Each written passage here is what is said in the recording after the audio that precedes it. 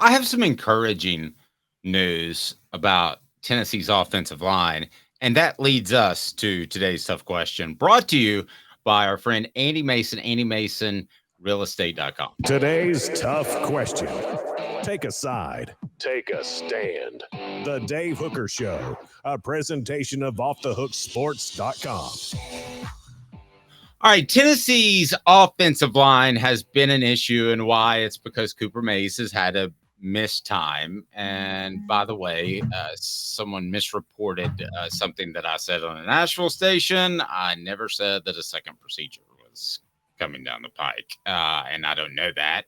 But nevertheless, how good, today's tough question, can Tennessee's offensive line be? I think we would agree, without Darnell Wright and Jerome Carvin, that they're not going to be as good as last year.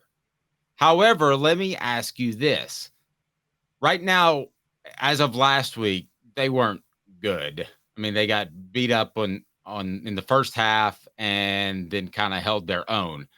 But can they be good, great, or elite, Caleb? That's today's tough question, brought to you by Andy Mason, realestate.com. Over 40 years of experience right there in Knoxville. He's my realtor. He should be yours. Andy Mason, realestate.com. So we want to hear from you on the message board. Can this offensive line be good, great, or elite, Caleb? When Cooper Mays gets back, it has the potential to be great. It can't be elite. The left guard is going to be an issue throughout the whole season. And I just firmly believe that. Having watched Andre Carrick, I just don't think he is a Power 5 player. There, I said it. I don't think they have a left guard. I don't think they can find one. Ollie Lane's going to have to move over there. And Ollie Lane is serviceable, but that's just kind of an issue. So I would say that it could be great because the other four spots will be fine. Cooper Mays we know what he is. Javonte Spraggins is an elite run blocker. Jeremiah Crawford, say what you want at the right tackle position. Everybody talks about the drop-off of Darnell Wright.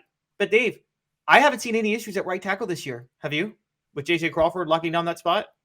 I haven't, but I haven't seen the dominant run blocking that you saw from Darnell Wright either. So, but they don't ask their guys to do too much of that.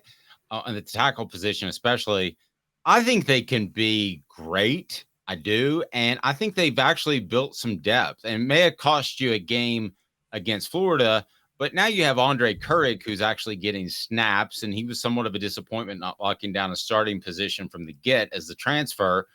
But you have him getting snaps. You have Ollie Lane getting snaps, who I would think would slide back to left guard when Mays returns. I think they can be great. Elite to me is one of those Georgia or Alabama offensive lines that are the best in the conference and the best in the nation. So elite's a pretty high standard for me. Elite's when you have Kosi Coleman and Chad Clifton on the offensive line together. Let's just call it what it is. Well, and let's say this. Were they elite last year?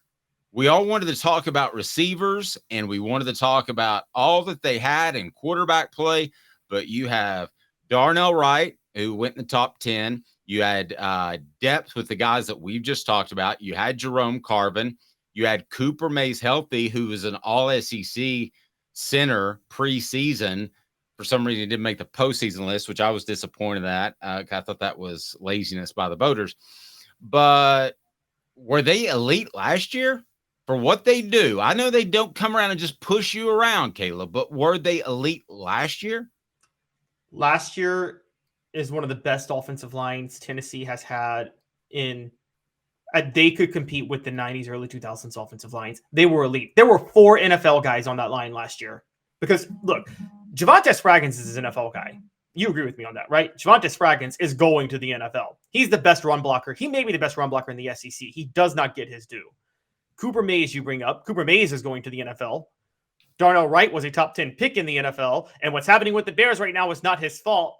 And I'm sorry, it's not his fault that Justin Fields is one of the worst quarterbacks imaginable, and everybody who's still defending him needs to shut up. And the weakest link of the line last year was at left tackle, and that's alternating Gerald Mincey and Jeremiah Crawford, and Jeremiah Crawford is pretty reliable right now. So there were no issues on the line last year. That was a huge difference.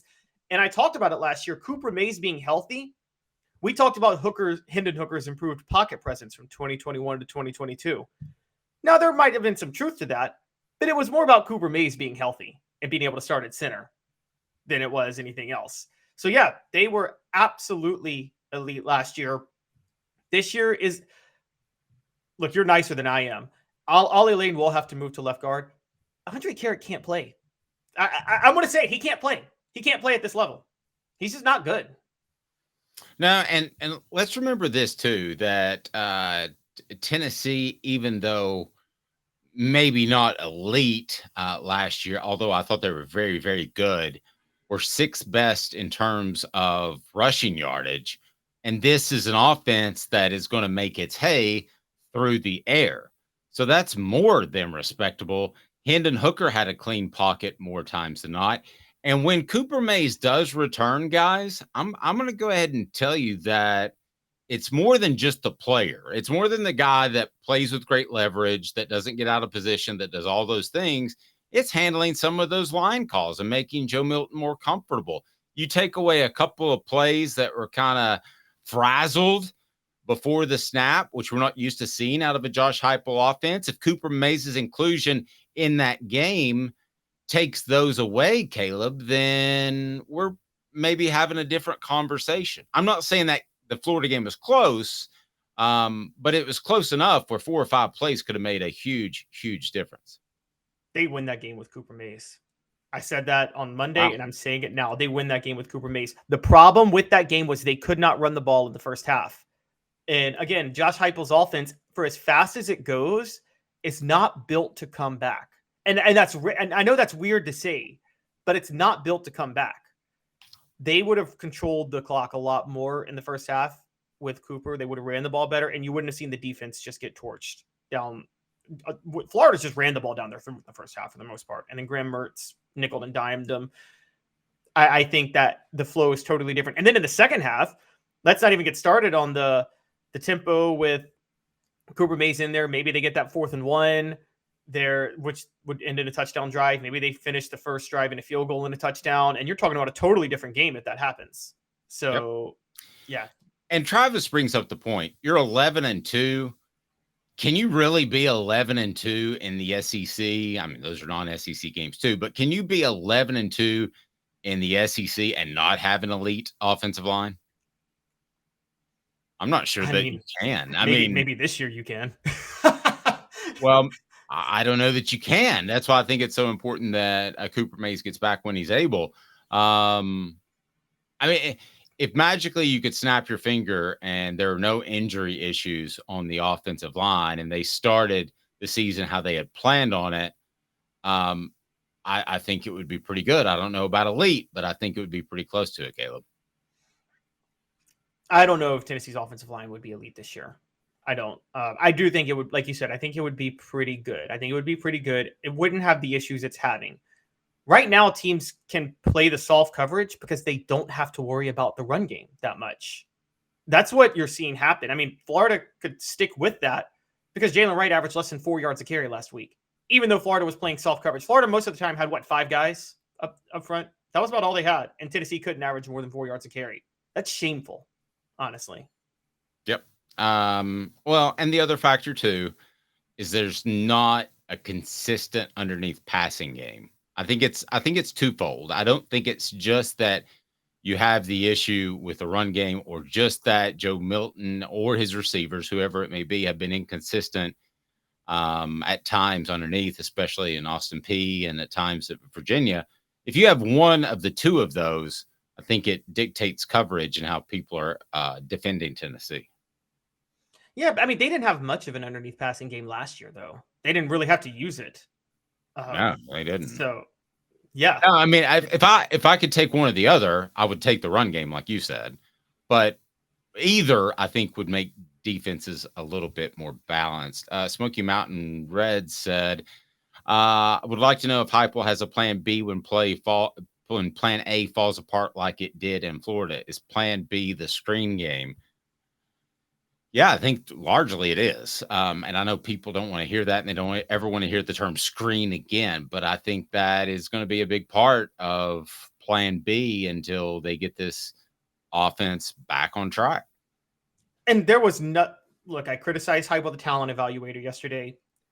Heupel, the play caller, there was nothing wrong with his play calling in that game against Florida. Absolutely nothing wrong with it. And people were mad that he stuck to the ground game in the second half.